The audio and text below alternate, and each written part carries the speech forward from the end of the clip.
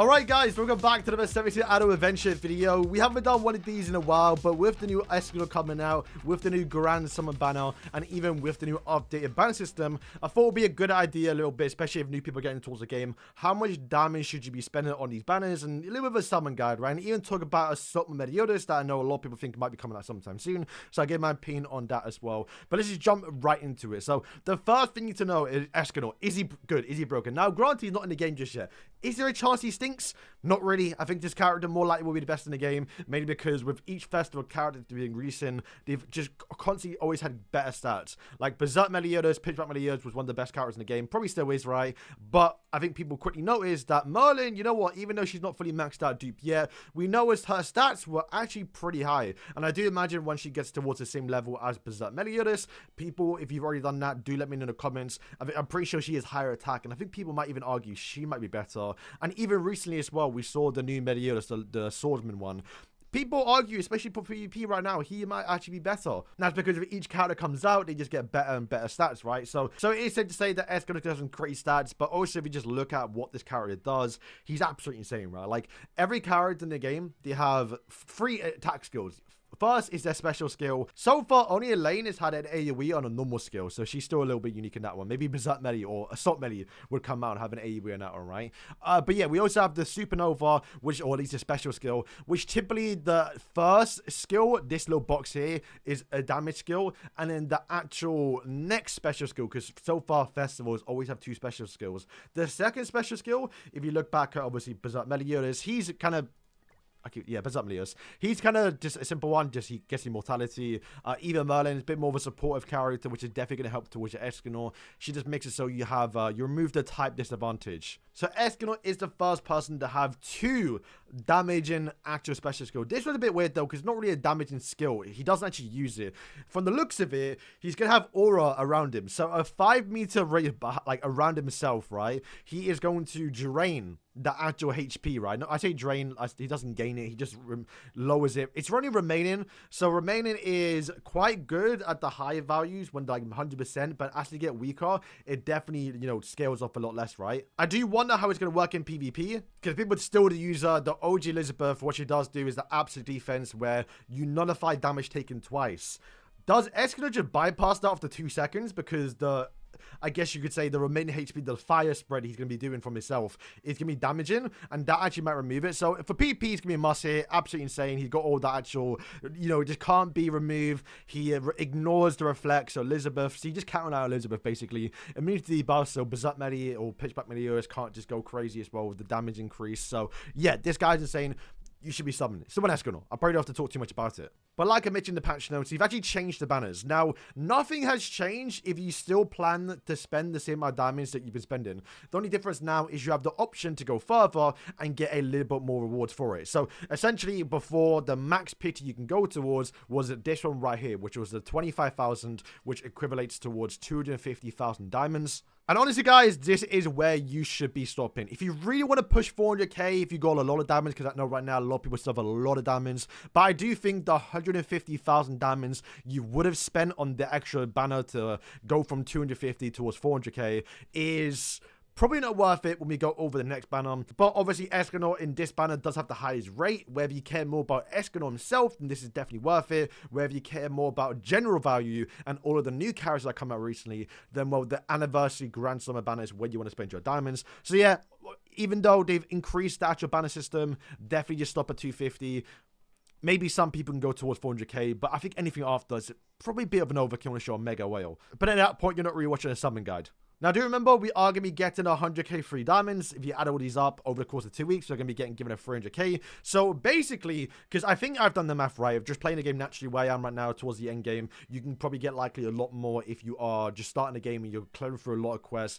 I get roughly around 160k diamonds every 2 weeks. So even if you have 0 gems right now as a, I guess, an endgame player, after 2 weeks, an Escanor banner still will be here because it does last a month, I believe, right? Okay, no, correction. It does only last 2 weeks. So you know, if you want to summon the final day, you can literally get enough diamonds for Escanor. That's literally if you have 0 diamonds right now and you've kind of cleared through all your stages. We're going to get more content anyway, so you're able to do it. And maybe even getting a few copies of Escanor might even progress your account even further. So yeah, everyone should be going in towards Escanor. But then of course, I think where a lot of people are going to be spending their diamonds is definitely in the Grand Summon banner. Now, unfortunately, there's no picture for it, but this is what it looks like. Just imagine Escanor there. I don't know why they put Derry up in front. It was for Gopher's anniversary. But yeah, this is the actual banner. And if you lot don't know, the actual rate up is actually insane. It's 0.5, which means you have triple plus extra rate up increase from the original legendaries. And if I can go through my summons a little bit, apparently I got shafted, right? If we just kind of like speed through it here, I mean, you can see how much legends we're pulling, right?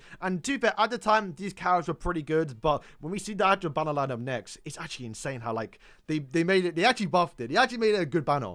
But look, we're getting back-to-back 4-1s, 3-1s. We get forward another 3-1 as well. 2-1, 3-1. Guys, it's crazy. This banner, look, 3-1, 4-1 is absolutely mental. Everyone should be subbing. Look at these. And once again, apparently I got shafted. And they did something that I didn't think they were going to do, and that is actually fix the lineup, right? So the lineup does include everyone after Old Fart King, which Fart King is, you know, a good character. I think especially a little bit slept on, right? Because he's, I guess not a festival. Yeah, but Fart King, insane character, definitely still really usable, really good as well. Invasion Gopher, which, to be fair, I see how every character on this list probably like the festival level characters. Not the most needed character. He's definitely good, and he's a debuffer, right? So you don't really see his value too much, but he's definitely really good, right? I think the main thing where I use him a little bit, depending on what some contents, which I probably don't need to use him now with the one Escanor, is the actual ultimate just to kind of decrease the attack for like an Esterosa in obviously Tower Trials. So he's got uses, still really good though. Emperor of Light Escanor,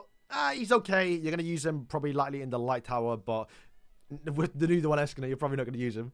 Elizabeth is, I mean, if you summoned her banner already, but getting a few copies is fine. If anything, she actually is very free to play. So if you are a new player, getting at a low dupe level is still perfectly fine. They literally said it and pointed it out in the actual patch notes. And the whole reason about her a little update was they wanted to be a character that was free to play, where she doesn't need to successfully land attack. So even if you're versing someone super high CC compared to your account, she still gets her ability to proc, and you can still actually win games because of her. Swordsman Meliodas, he is arguably, some people would say, the best character in the game. Like, generally, people, and I think towards top tier PvP, are now replacing Berserk Meliodas for this character, mainly for the survivability. Berserk Meliodas just gets absolutely rinsed now with the Goddess Elizabeth, because she just reflects her damage back. With this one, some pretty good damage. They actually buffed them up before he came out, and I definitely noticed it. I used him at 6-star, still have him at 6-star, and he was actually impressive at 6-star. So I'm hoping to get a few copies of him. Infinity Merlin, cannot wait to get more copies of her. Literally, I want to use her more, but she's, unfortunately for me right now, just a little bit under-leveled. So hopefully 1 or 2 dupes until will be sick. This character just came out, and he's on the banner.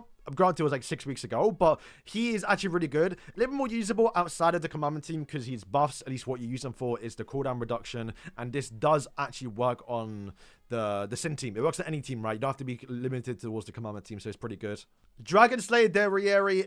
I mean, I'm saying if my theory is true, and we just saw in Grand Cross, they got a tank Assault Meliodas. If we get a tank Assault Meliodas in this game, and maybe he does need to be a tank character to survive whatever the hell Escanor's doing, then Derriere is going to be a must-have a little bit, because she's going to be able to give, which hopefully would be tank Assault Meliodas, 20% attack buff, and also defense, and also increase or reduces cooldown, which can be insane. Man, that's skill I'm not in love with.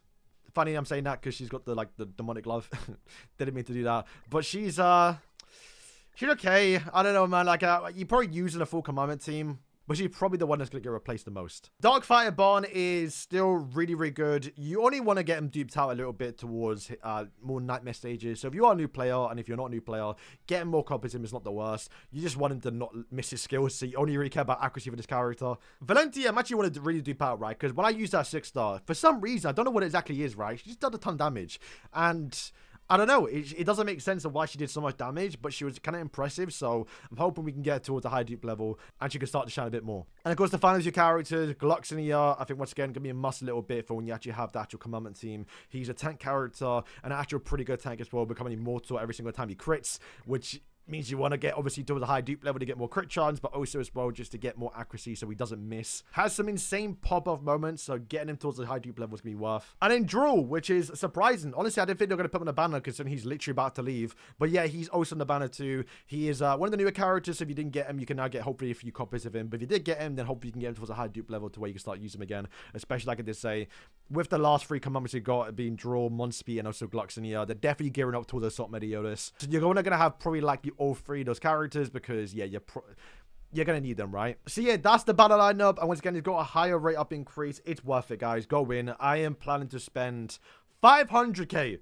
Right now, we have 1 million. So, I'm spending 750k tomorrow, basically. So, I still have 250k left over just to see what part 2 is. Granted, I'll probably get enough diamonds anyway, and we can always go back and towards the banner. But depending on what part 2 is, a lot of people are thinking that it could be a Assault Meliodas just because Escanor Assault Melee. I don't think that's the case. I think it's actually more likely we're going to probably likely get an Archangel. I do think it needs to be someone hype. You hope it's still summer, maybe a little bit, so maybe they finally release an actual swimsuit character. And at that point, we did see in the forums, they were kind of teasing, not I would say teasing, but he did like a joint collaboration with 70 Sins, and the artwork they used, granted it was for summer, was for Jericho and also Gila. So maybe we get a part 2 Gila in the swimsuit. That'd be very, very sick. But if I had to bet, because they want to keep the hype up, especially for the anniversary part 2, and get people to spend some diamonds, because everyone's going to go crazy with Escanor and also the actual Grand Summon banner. I mean, people are going to be kind of broke a little bit for part 2. So if they want to make a bit more money, release someone hype. So I think the best character they can probably likely release is an Archangel. Get Luducia out, right? Get Luducia out first. And hopefully for the next 2 weeks after, or I guess a month after that, we can then go from the Luducia to Tamiel to Sariel. And I think that will lead in towards the next festival character, which will then be Assault Meliodas. Because I do think Assault Meli should be a festival. I don't think they're going to be dropping him. I think the earliest we could see Assault Meliodas, if he is a festival, is back-to-back festivals, like how Grand Cross does it. But then again, they do it because of the end of year, right? But undoubtedly, Assault Meli is the next character, like festival character. So whenever they decide to do that, I think the latest we could see it is definitely in 2 months' time, and the earliest is in 1 month's time. Okay, so yeah, I'm trying to think, right, like the festival lineup. So we're getting one in August now, so we shouldn't see another festival until October. And then obviously 2 months later, which will be December, we'll then get another festival. And like they say, they like to save the Meliodas, at least for Grand Cross, at the end of the year. So like, it honestly kind of possible a little bit. We could see Luduciel be the festival in October, and then we get Assault Meli in December. Or like I just say, they could do something different where they do a festival in September back-to-back, and we get one in November, like how we get for Grand Cross 2 months later, and we get another one again in December. Once again, I feel like, especially with the expansion towards the summer pool, they want more people to spend some diamonds again, so they probably likely at one point need to do a back-to-back festival. And like I said, get one now in August and September, like get Assault Meli here. Then in November, we can get like Luduciel maybe, and then we get... Would it be Pushing Mael for December? I actually don't know who will be at the New Year festival. Pug Bon? Could that be it? Because they've done all the Awakened versions, right? Like, Escanor get added towards the Awakened ones. So, like, they gotta start spamming out some likely big festivals for the Sins. So, we're getting Escanor, Assault Meli, probably likely next month if they really want to do it. And then spam out Bon and, I guess, Harlequin, right? So yeah, guys, that is going to wrap up today's video. A little bit of a long one, but as you can see, I'm very excited for the actual anniversary. Cannot wait to see Escanor in game. We'll be definitely doing our summons and a bunch of stuff tomorrow. Doing all we can with Escanor. It's going to be really, really fun. Like I did say, the update you should be doing is spending 250,000 diamonds onto Escanor. If you got a lot of diamonds, then maybe push towards 400k. But honestly, that 140k that you're going to spend on Escanor, you could spend it on the anniversary Grand Summon banner, and I think you'll get pretty likely more value for your... I mean, to be fair, you can even get a few Escanor off it, right? It's like, you know, we are summon's banner for Escanor as well. The chances are, I think he's got a higher rate individually on the actual number one, and obviously you have the guarantees, of course, with the P's. But after 250k, it does start to scale really, really bad. I don't know if we have the same amount of characters, but if you look at the actual banner lineup, it's 0.03. It's practically almost 0.05, which is what Escanor's rate will be. So, yeah, I think after you do 250k on Escanor's banner, get out of here, take your free copies, take your guaranteed copies, and then go towards the Grand Summon banner, because that is where you might get a lot of copies as well, alongside some pretty good characters too. So, guys, thank you for watching. If you're new, subscribe. Obviously, we're going to be covering a lot of content and doing some update guides, especially now Escanor in the games and tier list too. It's going to be fun. Guys, thank you for watching, and I'll see you lot tomorrow.